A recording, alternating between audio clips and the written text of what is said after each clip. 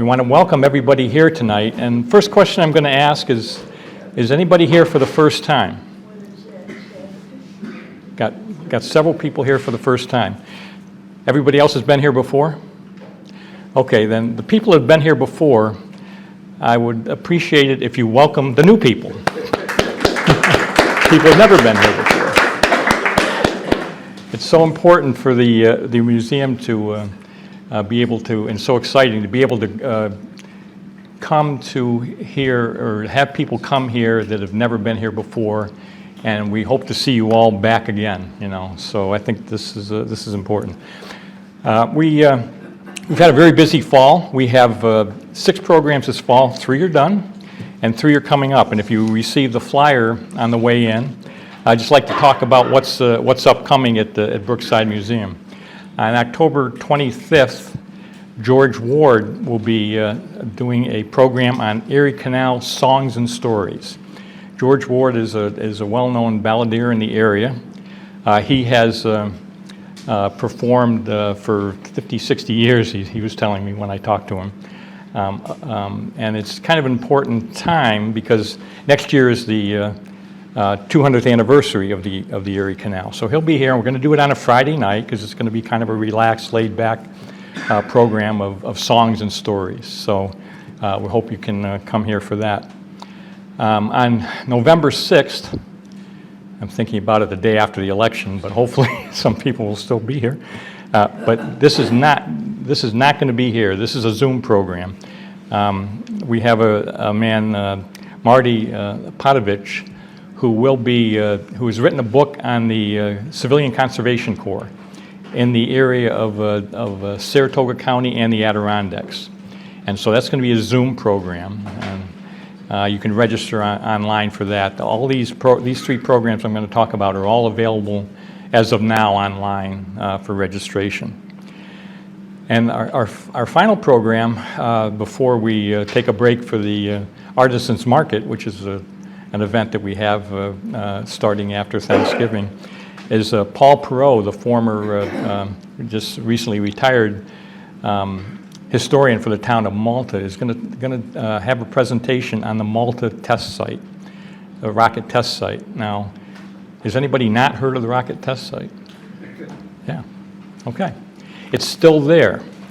Okay. Right near the chip plant. And he's going to talk about how that originally began right after World War II in collaboration between the federal government and General Electric Company. And we put together a short video which is going to be part of his presentation.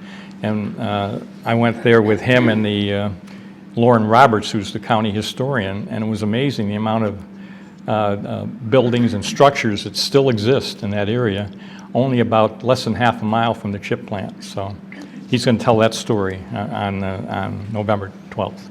So we really hope you're able to join us. One of the things, yes? I lived in Stillwater when they were still testing. So we would hear the boom periodically. I lived on, I don't want to get off, but I lived on Lake Avenue in Saratoga, and you could hear the rumbling, 7 or 8 miles away from where we live. So yeah, you're going to be able to hear more about that program as well. So one of the sayings we have around here is members make the museum. So if you are not a member, or you are a member and have not yet renewed for the new year, we really appreciate if you would do it. The membership starts at $25 for seniors, and it goes all the way up to $5,000. So you can find your spot, but we would really love to have you as a member. You get more information on the programs that way, and it's really the phrase we use, members make the museum, is really true, because of small local museums depend on their membership and their volunteers, and we've been fortunate over the last 2 or 3 years to triple our membership because of the program we've done and the restorations here. So I'd love to have everybody become a member of Brookside Museum. What I'd like to do now is, I'm trying to think of who to introduce, but I think even though he's dressed as William Arkell, I'm going to introduce our presenter as Ben Kemp. He looks more like Ben Kemp than he does William Arkell. So we're going to go with that, yeah. Ben Kemp is the Grant Cottage operations manager for the last 10 years. He's a Civil War reenactor and interpreter of historical personages.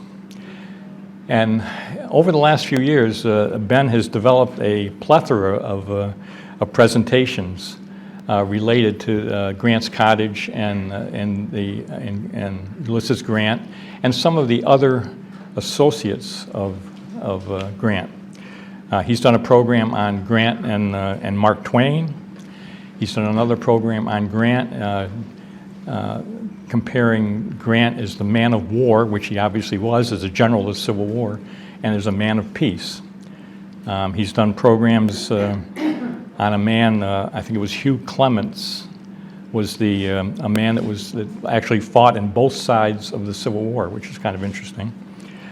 He's done a program on Grant and Thomas Nast, the cartoonist, and other programs including looking at Grant and his views on civil rights. So that's just a kind of a list of some of the things that he's done. Ben is also a writer. He's written a chapter in a book called Grant at 200. He's been writing, I think, more recently on what he's called the Field of Dreams, which is really the history of Mount McGregor. This program tonight is going to be an aspect of that history of Mount McGregor, because Mount McGregor is, you'll find out, is more than Grant's Cottage. So you're going to hear more about that as well. In fact, an article related to that is the lead article in our quarterly newsletter that'll be out in about 10 days. And we thank Ben for offering that to us to headline our quarterly newsletter. Maybe what Ben is most known for, though, is his portrayals of historical people. Of course, he's portrayed Ulysses S. Grant, you would think. Okay. In fact, this Saturday, he's doing a program on Ulysses S. Grant, but not so much on Grant as on Grant's horses and his horsemanship. And that's going to be this Saturday, October 12th, at Grant's Cottage. So if you're available then, I think you would enjoy that program. He's portrayed Fred Grant, the oldest son of Ulysses Grant. Interestingly for me, it was one that I had attended where he's Ben Kemp. Well, he portrayed Oscar Kemp. And no relation, right? Well, yes, a relation. Oscar Kemp was a soldier in the 115th Regiment in the Civil War, so he's done that as well. But tonight he's going to talk about William Arkell, and he knows much more about that than I do, so I'd just like you all to welcome William Arkell.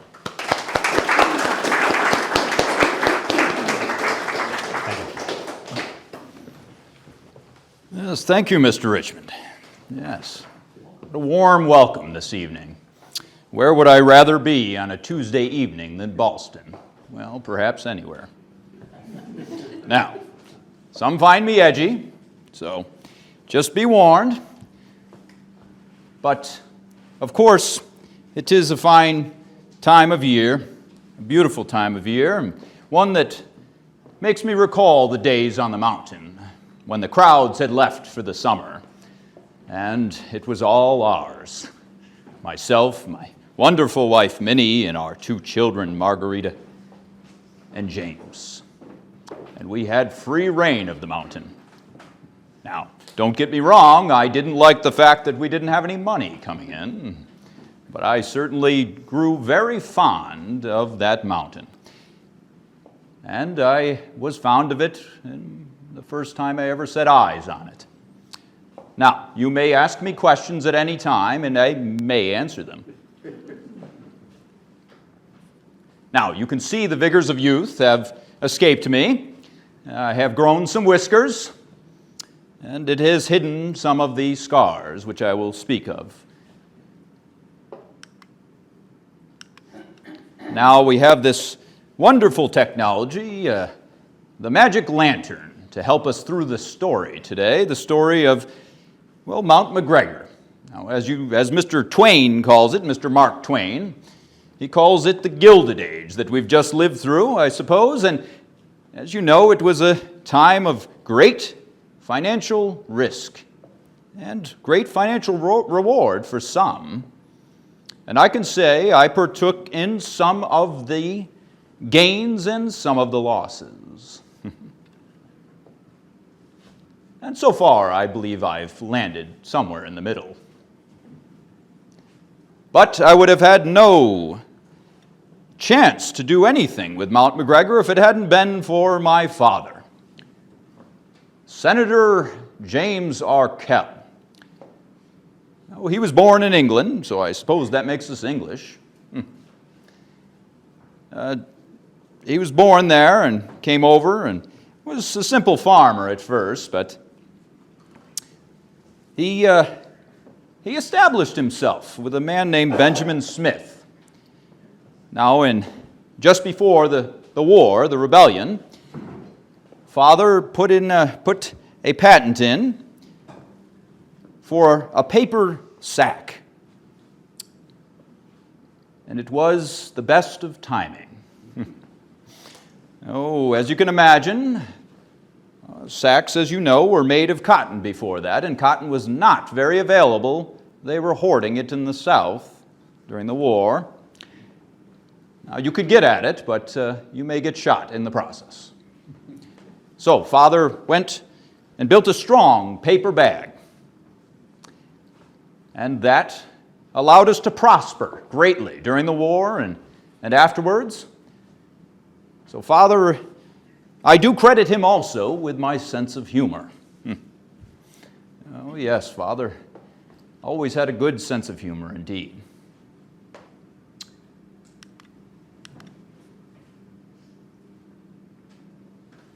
Now, Father allowed me to engage in his business at a very young age. And that is where I received the scarring. Because one day at Father's mill, there was a gas explosion. It was a terrible thing indeed, and some lost their lives. I was burned severely, just a young boy, and I was feared for dead, and it took a very long time to recover. But I did. And perhaps it gave me a different insight on life, coming that close to death. Makes you consider things, I suppose. And so I set my sights very high at a very young age. Oh. So my father went into business with a Benjamin Smith there, and I should say we are from the Mohawk Valley, Canajoharie. And that is where my father established himself. And Father and Mr. Smith had been running their business, and it continues to this day. Now, I got myself involved in a few other ventures that were profitable for me. Judge Magazine. And I will say it appeals to me greatly, as I like to ruffle some feathers. And what better way than political cartoons? Yes. It just so happens that my brother-in-law, Bernard Gillum, is one of the fine artists that we employ and does many of our illustrations.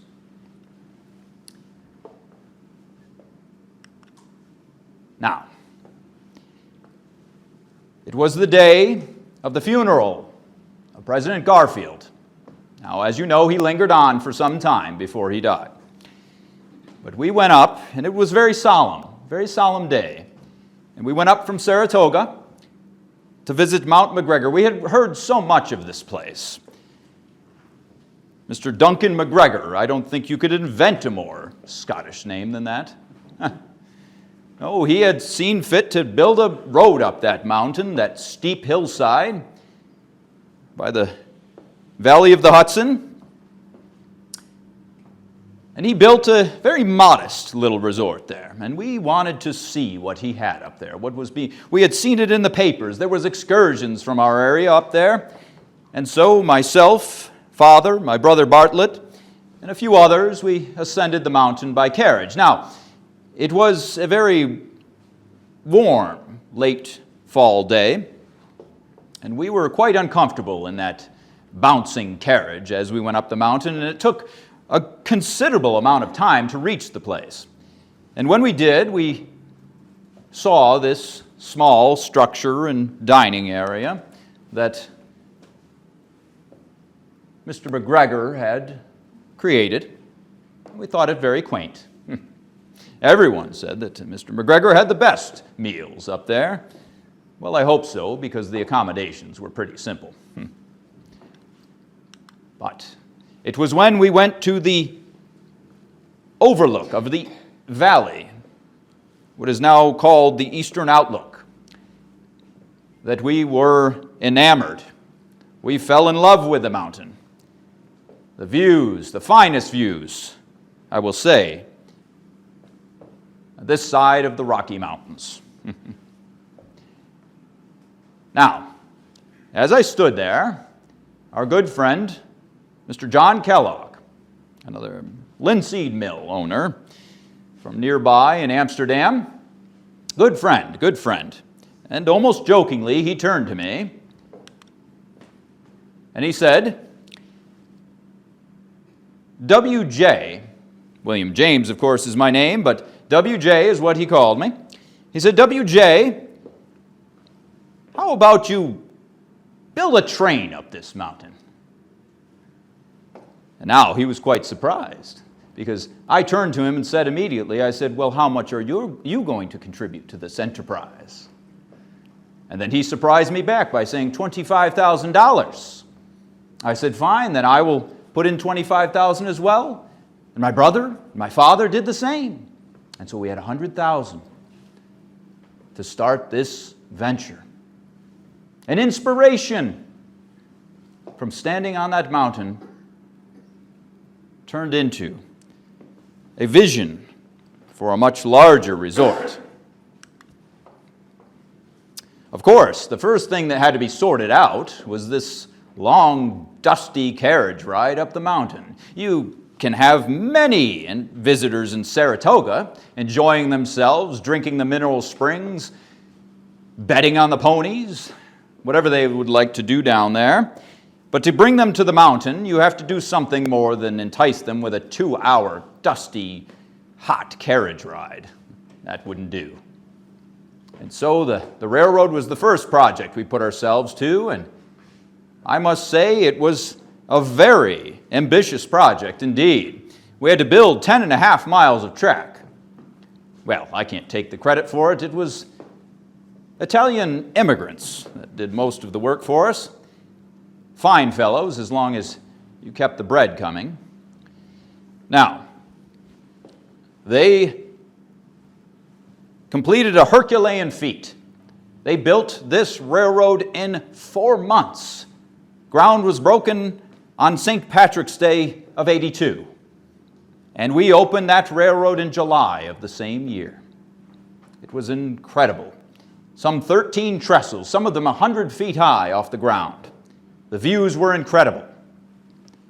Now, it was either an exhilarating ride and a wonderful ride, or it was a terrifying ride, depending on who you are. But either way, it cut the travel distance and time, and it was only a 45-minute ride. As General Grant said in his memoirs, the first time he ever rode a train, he said it was like annihilating space. And so now we had not only an exciting excursion train to bring you to the mountain, but it was also much faster.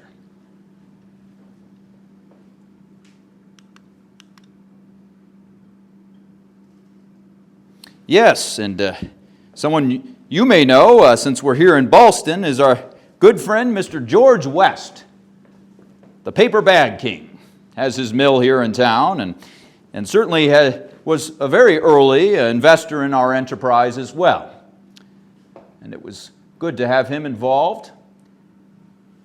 Everyone seemed to coalesce over this vision we had of this fine mountaintop resort in our area. Of course, they had done so in the Catskills before. It wasn't anything novel, I suppose, but we wanted to take what Mr. McGregor had done and expand it greatly.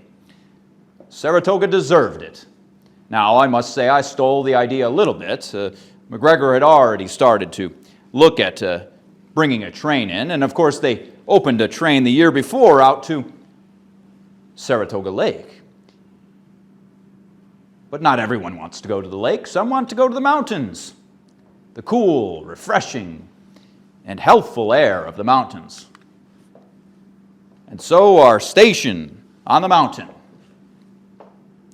was built.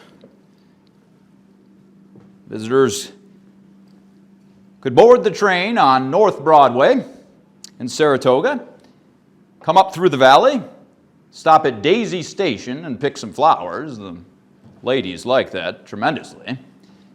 And then arrive at the mountain, the wonderful cool breezes.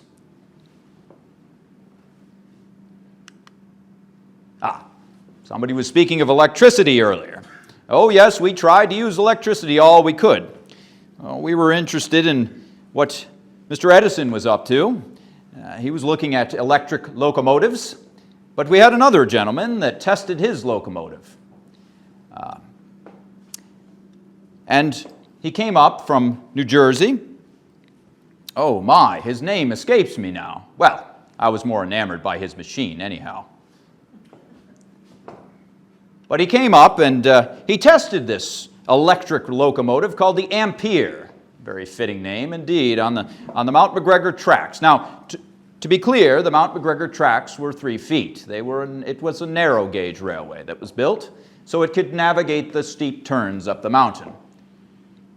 And this fine fellow, inventor that he was, Leo Daft, and a daft fellow he was.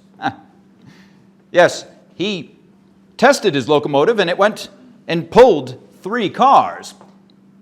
Now, it may have pulled them halfway off the track, but it worked. It worked, after all. But it was not practical to use all the time, so it was never put into operation on our line. We used steam the entire time. There's our engine. We could go forwards or backwards, whichever. It didn't matter. It would get you there. Now, it was the first interesting thing about the mountain was the train. And I recall some visitors came up. Now, you may believe my stories or not, but I'm going to tell them anyway. I had a group of Englishmen that stepped off the train at the top of the mountain, and I could hear them grumbling. Now, I went over to see what was the matter. And they said, well, we came over across the ocean to see faster railroads here in the States. But we were disappointed at the speed of your railroad, Mr. Arkell. I said, well, is that the case? I said, come and see me before you leave the mountain. Enjoy the resort, and come and see me before you leave the mountain, because I will make sure you have a fast ride. Now, I had them board the train, and I was the conductor. And I got them down to Saratoga in 17 minutes. Now, viewers in the valley said that there was a streak of lightning coming down the mountain, and we arrived on North Broadway in a cloud of dust. Now, I walked back, and I was looking for these Englishmen, and I did not see them in the car until I looked under the seats. They said, are we alive, sir? I said, yes, you are. Of course you are. They said, how did you do that? I said, it was very simple, really. All I did was when I reached a turn in the tracks, I just kept going straight until I found some more track. It's very simple. I said, if you are not pleased with this trip, I can bring you back up, and I'm sure we can shave a couple of minutes off.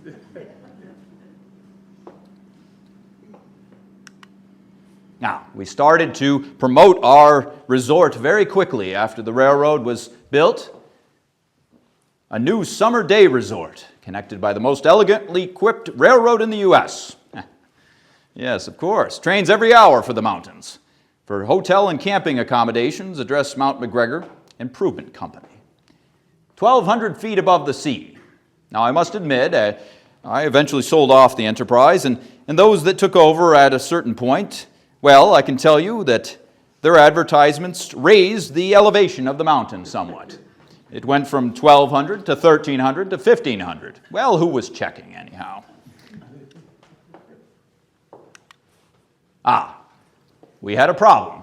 We were bringing multitudes to the mountain, and they loved it so much they wanted to stay the evening. What were we to do? We only have Mr. McGregor's little hotel that he had built. That was all. We had many that wanted to be accommodated. So we came up with a novel idea, and we put up wall tents, very fancy ones indeed. We had carpets down and beds in them and an artesian well to accommodate our finer guests. Glamorous camping, you could call it, perhaps. Oh, they were very, very pleased indeed. We advertised it. We said, if after a stay under the canvas, you won't want to go back home. It was rustic yet elegant. But it sufficed until we could work on the large hotel. Now, in the meantime, we also put up an art gallery. I have always been fond of art. Always. My brother as well, Bartlett. And we found some very prominent painters and artists to display their work. We put it at the foot of a pond that we named Artist Lake because pond doesn't sound good enough.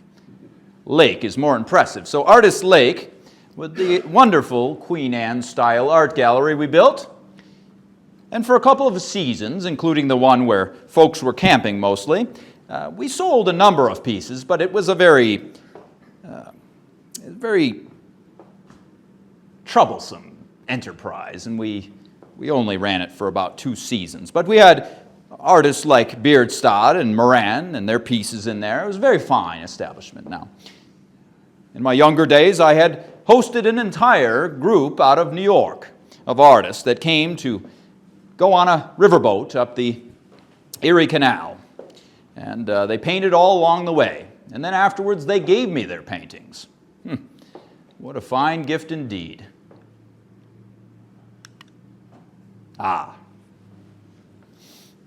Now, we started building the hotel in '83, but there was something in the way.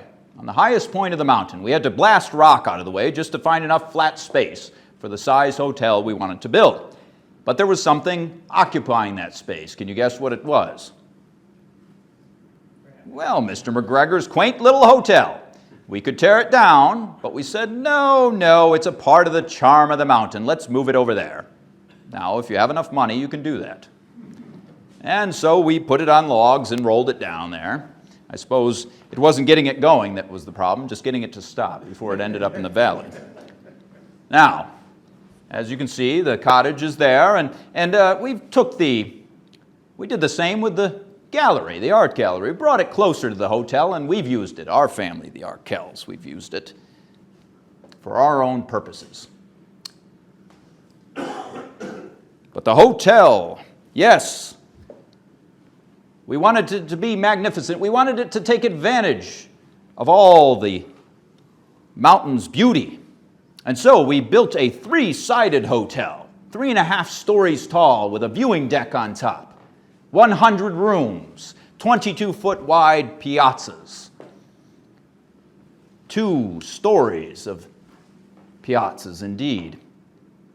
And we tried to give all the rooms a pleasant view of the valley as much as possible. It was very well equipped indeed. We had running water. We had sanitary facilities on every floor. And of course, we had amusements. I'll speak of those a bit later. But we had to name this thing. Well, it seemed like we should stay with the theme that was created by Mr. McGregor. Mr. McGregor, very Scottish. So we thought, what would be a regal name? Balmoral. The royal estate in Scotland. We had our own little Balmoral here now on our Scottish little mountain. The Hotel Balmoral, a regal name for a regal mountain in the wilderness. A regal hotel. Now, here's another photograph. Now, you may be saying, I wish I could stay there. Well, you can't, and I'll tell you why in a little while.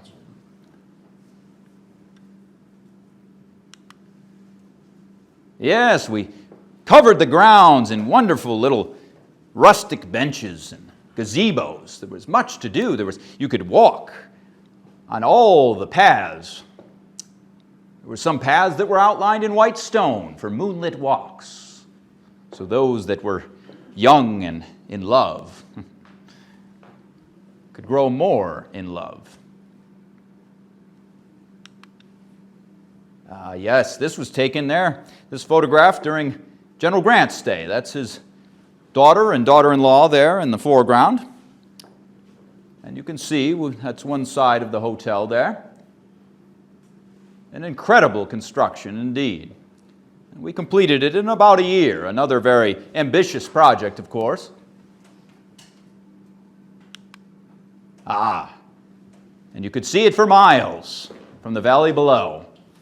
And just in case you couldn't, we put a 1,000-candle power light bulb on the top of the tower so that everyone would know that we had electricity, and they did not.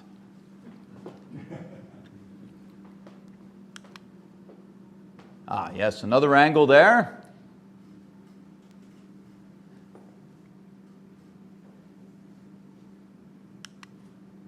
The interior. Yes, I'm growing very nostalgic. I enjoyed my time on the mountain, and, well, we had gas lighting on the interior, but I felt that it was time to introduce something new. And so I worked with an inventor out of Troy, and he brought up some electric light bulbs and installed them at certain points on the resort grounds to help the visitors go back and forth to the train shed in the evening. But of course, we wanted to do more, and we expanded to 220 bulbs across the resort. The piazzas were lit up. The covered walkway up to the hotel was lit up all the way from the train platform, which was also lit up. So if you had a hankering for some electricity, you could just come to Mount McGregor and see some. Now, we did not run them past 10 p.m., though. That's when the guests would get cranky. They said, we can't sleep with that generator rumbling in the distance and all the smell it's creating. Well, that's why it was good we had our gas lighting on the interior there. Now, you can see we did have some fire prevention things. We had these fire extinguishing balls, and we had fire hoses on every floor. But we'll see that was not quite enough. The fine fare at the restaurant. There were many amenities at our hotel that brought people out, but the fare was fantastic. Mr. Thomas Cable from New York, very renowned for his time, came and took care. He was the proprietor of the hotel, and he ran a fine establishment, fine food indeed.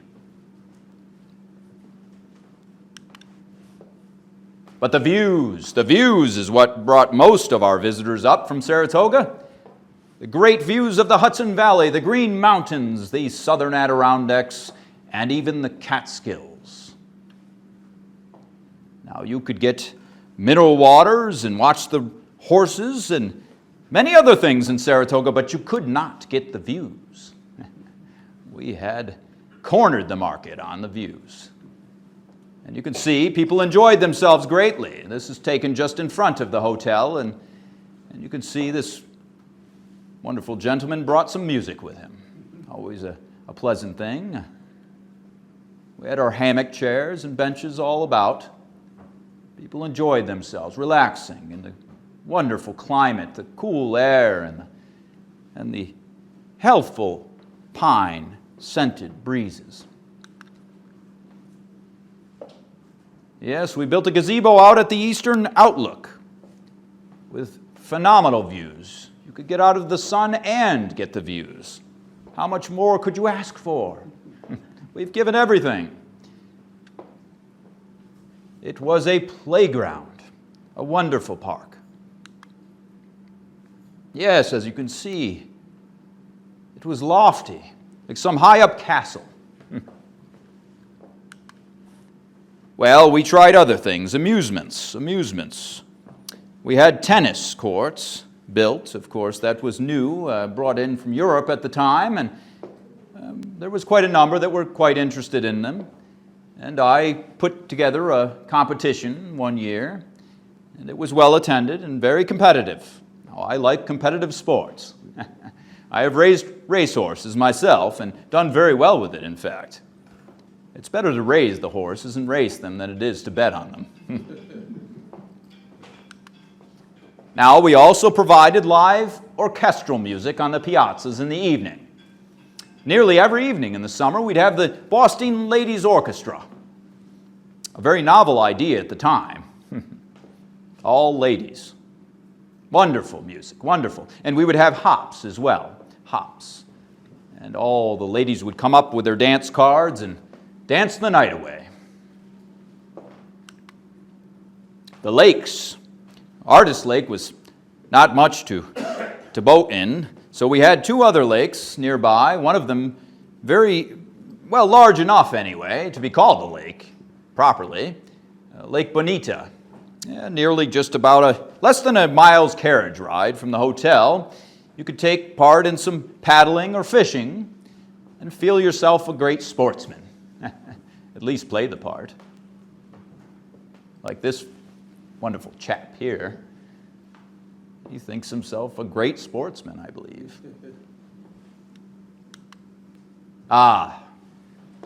Someone else entered the enterprise. Someone I had known already. Mr. Joseph Drexel. He had gone into business with me as we owned the Albany Evening Journal together. But he became involved. Now, he had a home on North Broadway in Saratoga already, but he was quite interested in the mountain enterprise. And so he became an investor. And he was a wonderful man, one of the kindest men you could ever meet. One of the most generous and thoughtful. I have nothing bad to say about him, and that's something to say. Now, we opened the Hotel Balmoral in the spring of '84.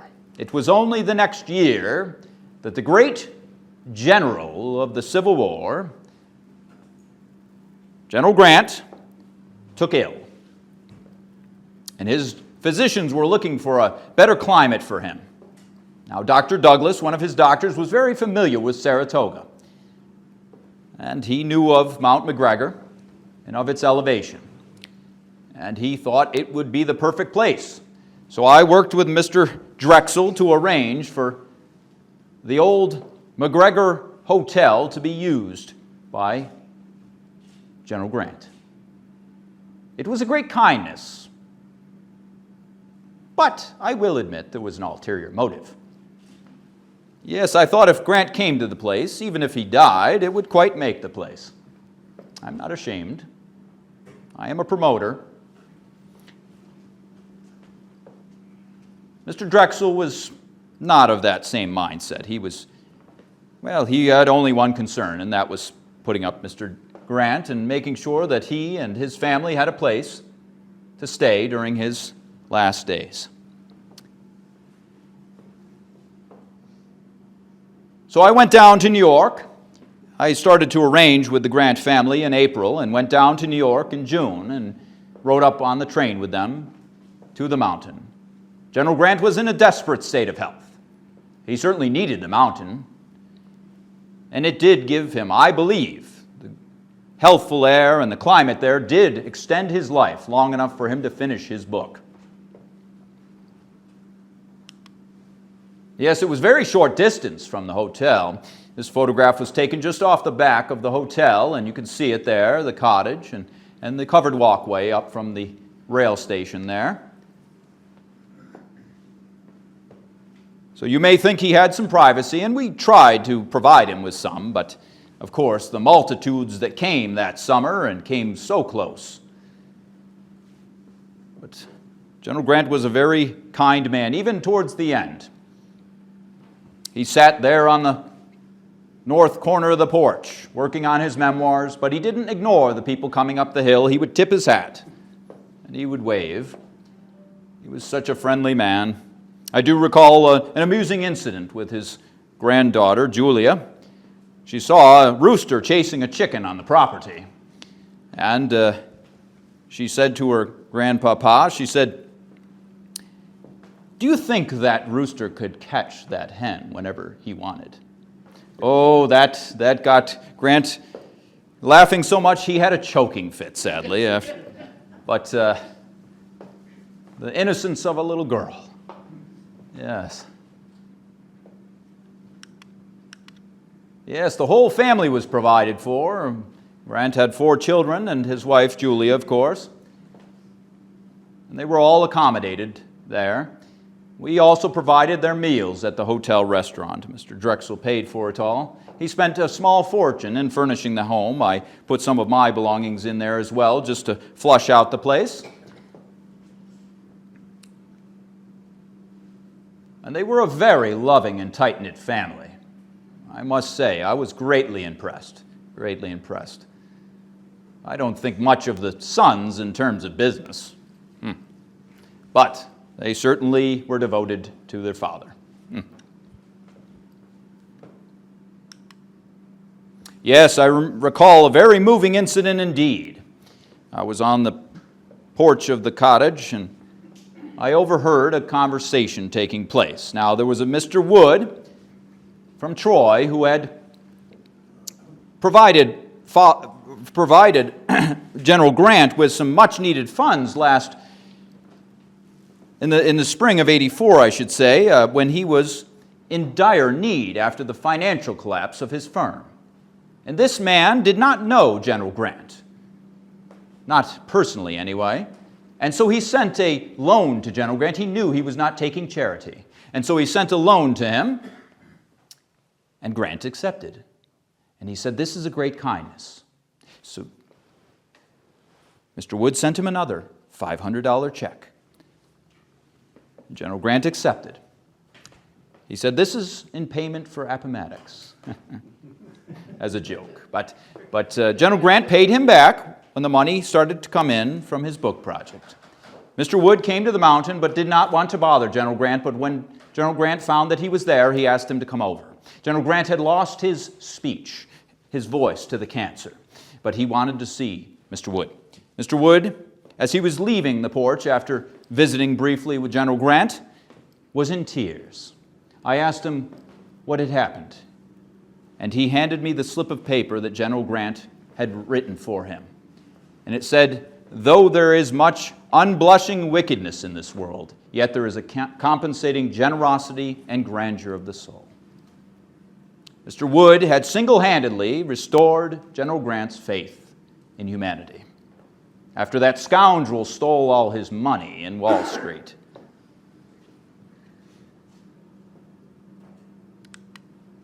Now we were using, after Grant's untimely death. Now, I must say, an amusing incident took place. After Grant died there at the cottage, there was a funeral there. And of course, President Cleveland had arranged for General Winfield Scott Hancock to come up and oversee the procession from there to New York, where Grant was to be buried. When Hancock arrived off the train, there was much pomp and circumstance, and I can't help myself. So he came up to me, and I said, and they said, "This is General Hancock." And I looked him square in the face, and I said, "Army or Navy?" He was not too pleased about that. He said, "Mr. Arkell is a fool." Well, I went inside, and we had a little drink of brandy together, and we smoothed it all over. Yes, but afterwards, the very next year, we said, "This is the place that General Grant died." And I can tell you it would never have been preserved if it hadn't been for Mr. Drexel's wishes. He said immediately to the family, "We are going to preserve this place as a memorial to General Grant. Everything inside it, leave it in place." And the family left his personal effects before they left that summer. And the very next year, we could open the doors and the public could come to the place where the great general died. And so we did use it for promotion. Yes, we did. But it did not work the way we had planned. People would alight off the train platform onto the grounds, and you would think they were in a cemetery. It was the most solemn of moods. Oh, they'd tiptoe around the place looking for something I could never find. And they would go through the cottage, and it was so solemn. And then they would never come to my hotel or restaurant.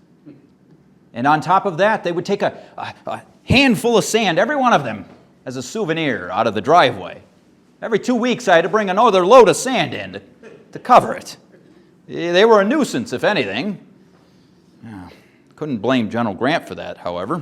It wasn't his fault. Well, we went on for some years, and I even offered the hotel to the government as a soldier's home for consumptive soldiers. But it was not accepted, and so I sold off my interest. And they tried a few different things to keep the resort going. It was all for nothing. The last year would be 1897, and it was a terrible year for the resort. Terrible indeed. First, there was a locomotive that came up to the station on the mountain. Everyone disembarked, and even the conductor and engineer, they stepped off, and it was an empty locomotive. And then there was a cry heard. And when they looked, the locomotive was on its own and going down the mountain tracks. Now, they feared that it would run someone over on the tracks, so they were trying to yell to anyone that could hear. And of course, as soon as it hit the first sharp turn, it went right off. And it didn't land on any other tracks this time. It was completely ruined. It didn't have me as a conductor, of course. But it was ruined, and that was just a harbinger of more things to come, because on December 1st of 1897, the hotel burned in the middle of the night.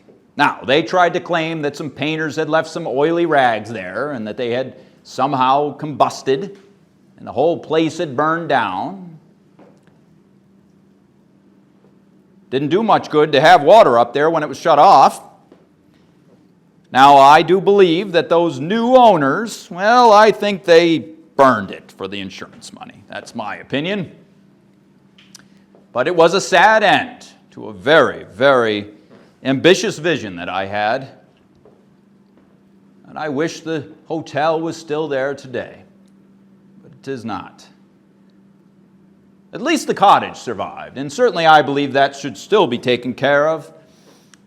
In fact, enough that I joined the Mount McGregor Memorial Association to see to the caretaking of the cottage, General Grant's memory. It wasn't his fault that people thought it was a cemetery.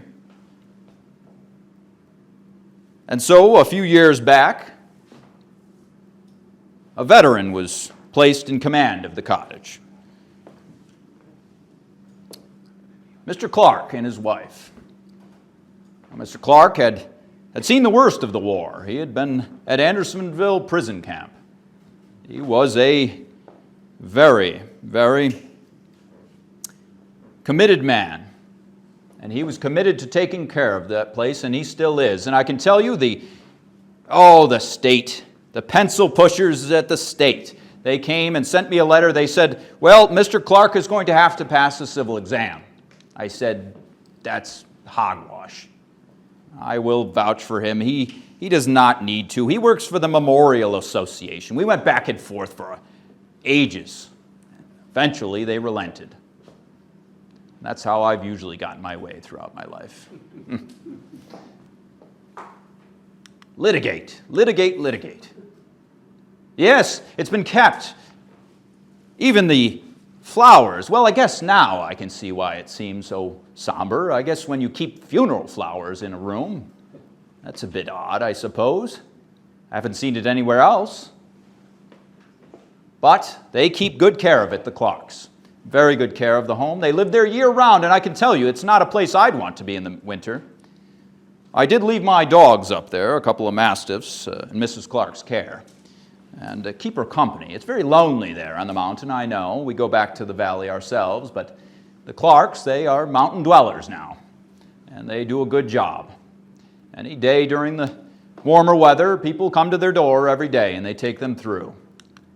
So there is still something going on Mount McGregor. Not as grand as it once was, but it is important nonetheless.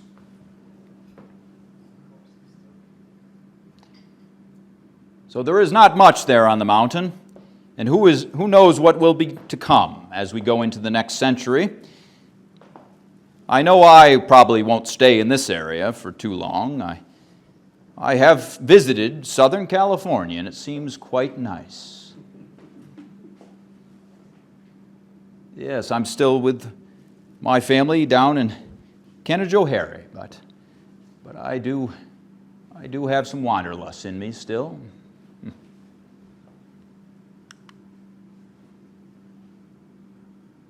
Yes, this was done in 99. This year, in fact, this was published. We have the judge there. Yes, he's, well, modeled after father. Don't tell him that, though. And then we have the simple little cottage, which is a great memorial to the general, and then the giant mausoleum in New York. I still favor the cottage. Yes. It is a fine place. And I believe people will go there, and I believe at some point, now the general had said towards the end of his life, he said, I believe that this place may become a great sanatorium one day. And I agree with him. I think one day they will see the health benefits of the place and build a great sanatorium. It never became one during my time, but perhaps it will. And so others that are ailing, just as General Grant, can come to the mountain to get relief. But it would be a shame to see the mountain be forgotten. Now, I have been prosperous in other things, but I do wish that I had been prosperous with the mountain and that it was still there. That great resort would have taken off, become the greatest of resorts. And I do believe during its time, its short time, it was a great resort. And I take pride in that as much as I can. Now, are there any questions I may answer?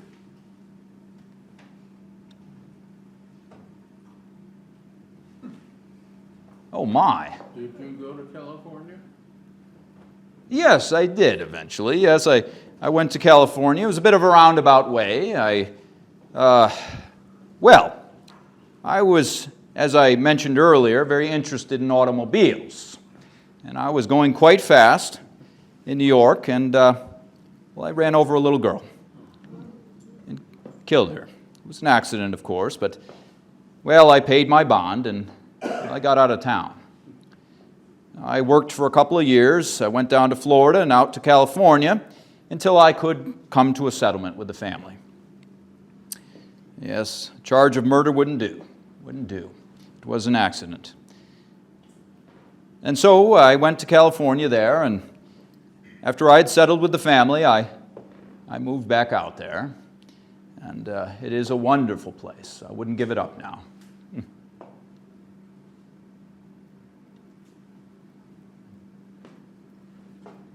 I know you said the dates, but how long was the hotel actually open? Well, we opened it in '84. It did close, I was told, for a couple of years after I sold my interest in the '90s because the nation was having a financial crisis at the time. It hurt all the resorts, and Saratoga did as well. Did very poorly those years, and so it did not open the doors for those 2 years. People could still come to the mountain on the train, and they did so, and they had picnics and whatnot, which still occurs to this day, I must mention, too. I was told by Mr. Clark that folks come to the mountain just as they had in the early days. When Mr. McGregor opened it, his first road in 1872, there was a multitude on the mountain. Some 2,000 persons came. And very important individuals made speeches, and there was bands. Yes, General Batchelor was there. He made a speech at that time. And of course, we had our grand opening for the railroad 10 years later. I don't know that it matched the 2,000 persons of Mr. McGregor's, but Mr. McGregor would have many picnics there, quaint picnics, and I suppose it's gone back to that now. So it burned in '97, and there was no one to pick it up. Yes. How much was the fare for the train from Saratoga to the top of the mountain? Well, we tried to make it as affordable as possible. It was $1. $1. And there's a ticket out there on the table. You can see it's $1. Not a small sum, but many that couldn't afford the rates at the hotel would come up and have their picnics and have a good excursion at it too. We even occasionally had a moonlight train we would run in the evenings. So how much did a room cost then? Well, it definitely differed, of course. I suppose if we didn't cure your hay fever, your stay was free. Yes, we touted those health benefits. Yes, we were above the miasma of the valley, no dew, no malaria, no mosquitoes. But I believe the rate was $2.50 a day, or you could go by the weekly rate as well, and there would be a discount, of course, for that. How many rooms were in the hotel? 100. Oh, we had to put as many in as we could. In fact, to make more space, we used folding beds. Folding beds. That way you could have enough space until it was time to sleep, because no one wants to spend time indoors when you're on the mountain. It's just for sleeping. We built the piazzas at 22 feet. You could sleep out there if you'd like. Yes, the rooms were just a place to lie your head at night. Otherwise, you were out doing other things, going to the bowling alley, playing croquet, watching the fireworks shows. Now, fireworks shows were a little frowned upon by some after the fires that they created down in Saratoga at times. They outlawed them for a while, I heard, down there. Now, Mr. McGregor had trouble getting a liquor license, but I had some political connections, so I did not have that same trouble. The town of Moreau was a very temperance-driven place at the time, and so luckily I had the connections that it took to bring spirits up there, the good kind of spirits.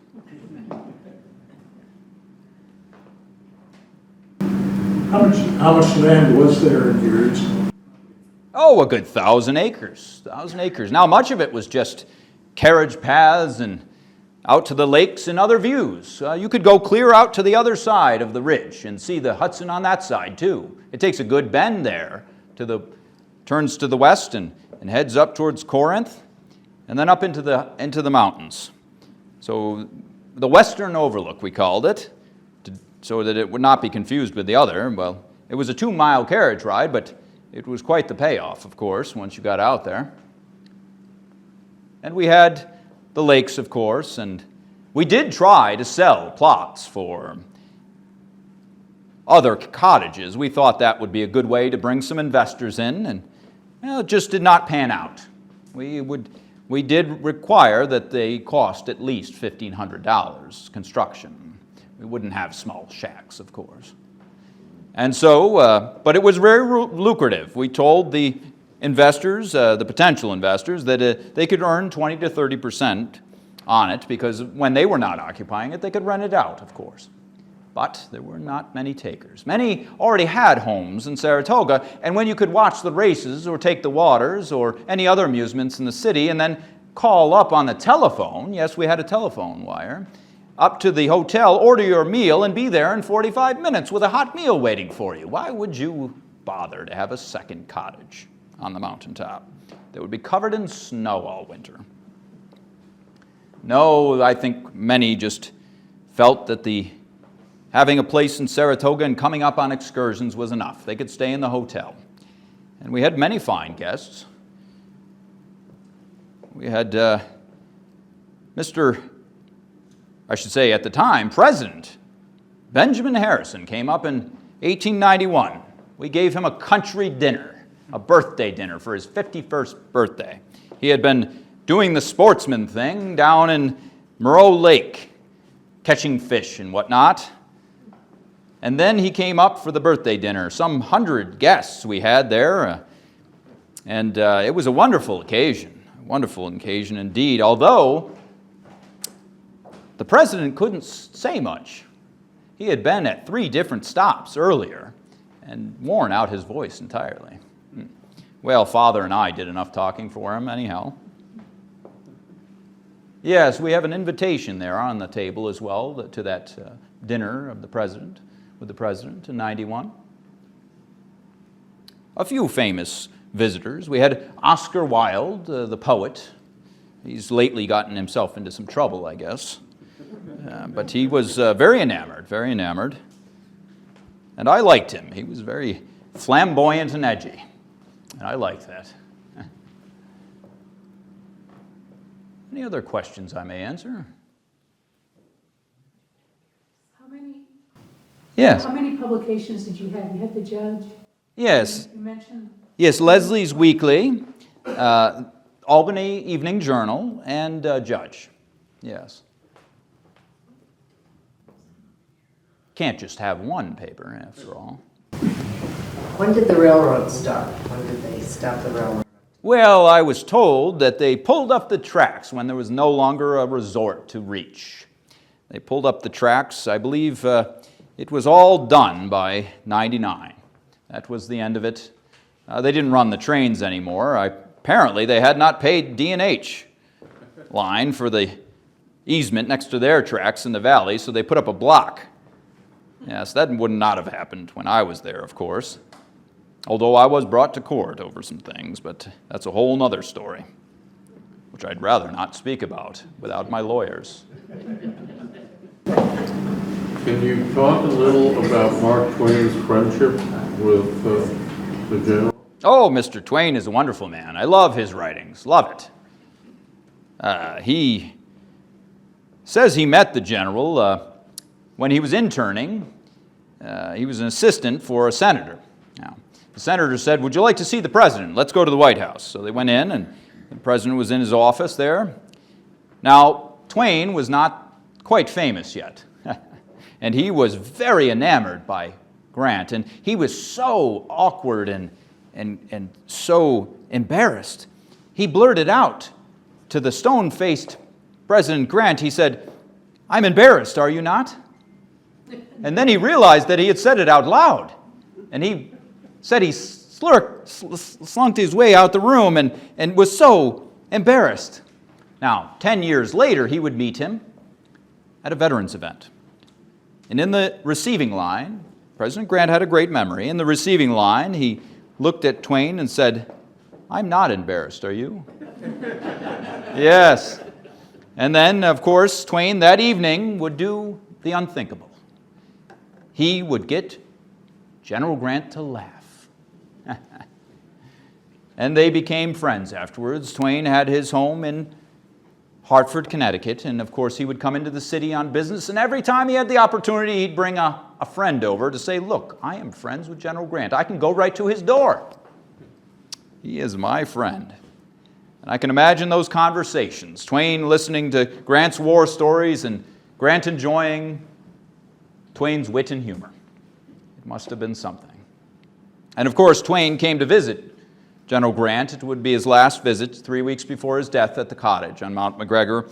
And I do recall that he would not leave the place, not before he told General Grant that by subscription sales, he had already sold 100,000 copies of his book.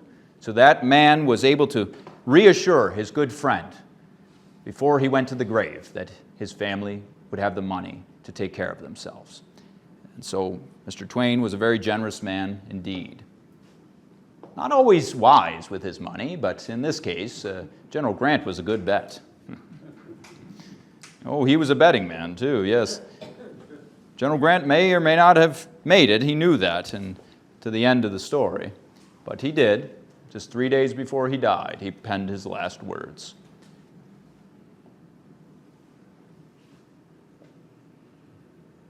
Any other questions I may answer?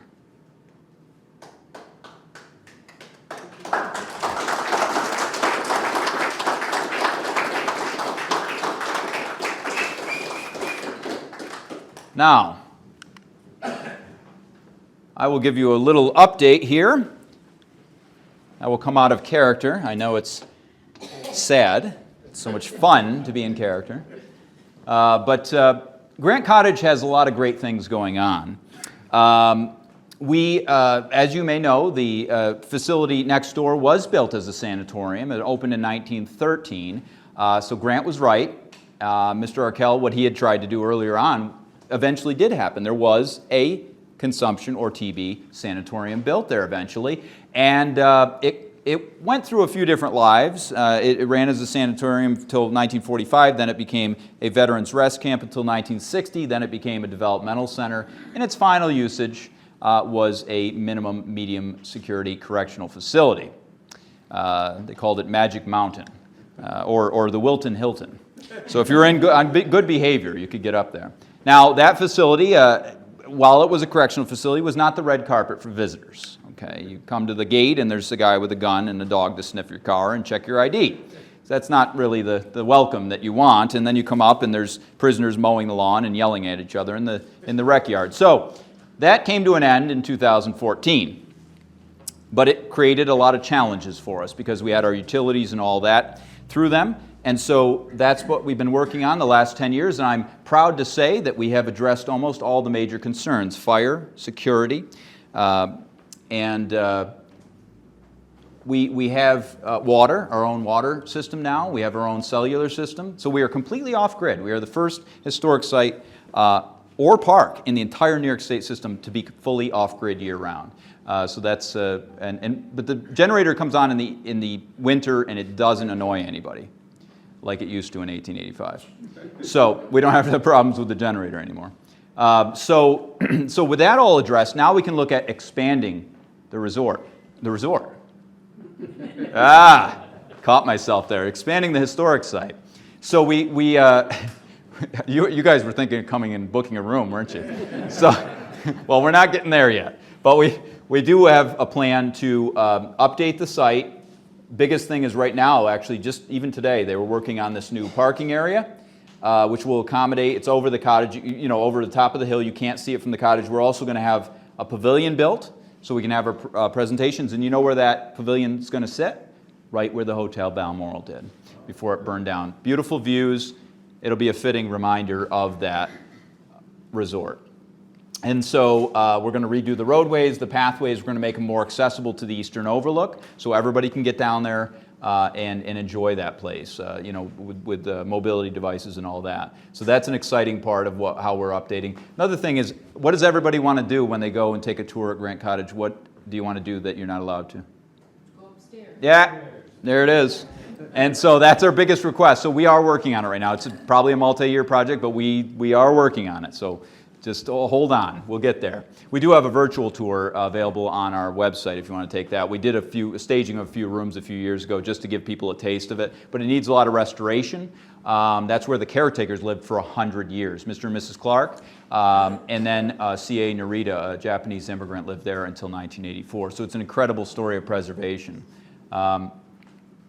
Mr. Arkell, I should mention, Mr. Arkell died in I think it was 1932. He was living in Southern California at the time. He had got involved in mining interests and I'm trying to think of what else he was in. He was always involved in multiple things. But you can see he wrote a book. None of it's true. But he wrote a book about all the friends he had, presidents and J.P. Morgan. He probably knew J.P. Morgan because J.P. Morgan did business with Joseph Drexel. But the idea is I don't think he was that good of friends with any of these people. And so we have a book by him. It was called Old Friends and Some Acquaintances.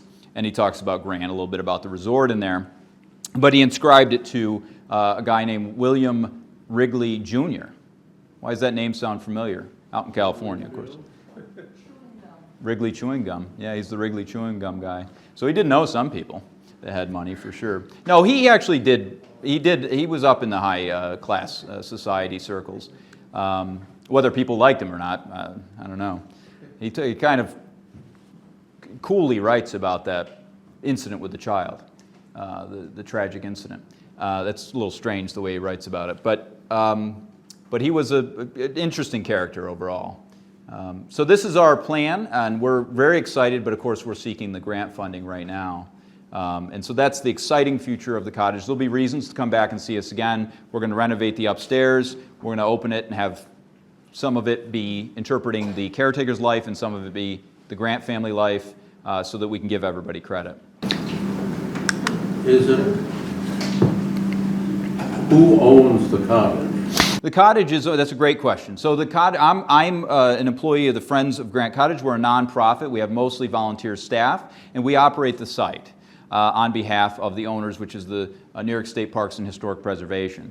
It's been a cooperation since the last caretaker died in the 80s to keep the site open to the public. They were going to close it around the early days of the prison. They wanted to close the place and turn it into prison offices. So we swooped in to try to keep it open, and we did throughout the 90s and 2000s, and then in 2014 the prison closed, and we've been growing exponentially since. So we're doing very well. I think this year we're going to hit a record. I think we're going to probably somewhere close to 6,300 people through the house. Now we have a May through October, 120-day season, so that's a lot. Considering you can only put 10 people through at a time, 12 tours a day, so that's only about 120 people at most through the house in a day. So it's, we are excited that more and more people are coming up. We've done a lot with the visitor center in the last couple of years as well, new exhibits. So if you haven't been in a while, there's buy one, get one free at tour admissions on the table back there. And I have a couple of books and a video there. If anybody would like to make a purchase, you can. As Mr. Richmond said there, I'm still calling you Mr. Richmond. I like it. Does that sound good? No. But so as he mentioned, that I did write a chapter for Grant at 200, a book of essays about different aspects of Grant's life. It's very interesting. It was written for his bicentennial 2 years ago, but it's very interesting. People from all over the country that study Grant contributed chapters, and it all goes, it's a fundraising book, it all goes to Grant-related history organizations. And, yeah. When Grant died, was there a funeral on the site? Yes. Yeah, there was a funeral at the cottage. He died on the 23rd. They preserved his body until the 4th. Because they were building a brick tomb for him in Riverside Park, New York City. And I did a whole 2-hour program for the National Park Service on why they chose Riverside and how many people didn't want him in Riverside. That's a whole other story. But basically, yeah, August 4th, General Hancock, a couple of generals from the Civil War, and a bunch of dignitaries are on the porch of the cottage. There's thousands of people crammed on the mountaintop. There's regular army, there's veterans, and they're firing cannon salutes from the overlook. And then they bring him down on the funeral train to Saratoga. They transfer him from the small mountain train onto the main train. He goes down to Albany, where he lies in state overnight. Middle of the night, people are allowed to come through the Capitol. There's a little plaque on the floor to this day where he was near the escalator. And 40,000 people passed him in the middle of the night, bands playing at 2 in the morning. Then they bring him down to New York City, put him in City Hall for 2 days, and 250,000 people streamed through. They couldn't even get everybody that wanted to through there. 1.5 million people poured into a city of 2 million at the time to see this funeral. And the funeral stretched for 7 miles. There were 70,000 marchers and 500 carriages. It was massive. And then they put him in his temporary brick vault in Riverside Park. And there was Confederate generals across from the Union generals in a great show of unity and respect at the end. And his mausoleum was completed, oddly enough, in April of 1897. So good year for Grant, bad year for Mount McGregor. But I suppose his house survived, so that's good. So that was built, and that's still the largest mausoleum in North America. That's a national park site, and you can go inside and see Mr. and Mrs. Grant in their stone boxes. But he's not buried in his tomb. He's in a stone box above ground, so he's not buried. So that's who's buried in Grant's tomb? Nobody. Any other questions I can take? Yes. Later this month, you're doing a walking tour through the ground. Yes. 24th and 25th. Yeah. Could you show on the map where the walk will be? Yeah, it's going to be fairly brief because it's more about the interactions with the guides. Plus, we don't know how cold it's going to be, so we may have to do some of it inside. But we're going to start at the new parking lot. It'll be probably the first time we park cars in the new parking lot. So it's gravel; it won't be pavement yet. But we're going to park people in there, And then we're going to go up to where the hotel was, and you're going to meet a hotel guest. Then you're going to go and meet a railroad conductor, and then you're going to meet Grant's bodyguard, and then you're going to meet Mrs. Drexel and a few people in the house as well, the caretakers. So yeah, I think it'll be a fun experience, and then we'll have some things, new temporary exhibits about the Balmoral Resort down at the visitor center at the time. More than just what I have back here. We have another volunteer that's got a lot of neat exhibits and a nice turntable. So we'll have some music there as well. So that'll be fun. We're trying it out. It's the first time, 25th, 26th, last Friday and Saturday afternoons that we're open this year of this month. So we have tickets available online for that. And again, it all goes to the nonprofit, of course, the fees for that, to our operating budget and to these projects. Thanks for reminding me. Yeah, and there's more information about that on the table as well. And feel free to come back and ask any questions you have. And we have brochures with coupons in them. So if you've never been, there's no excuse if you have a coupon. So, well, thank you very much. Thanks for coming out this evening.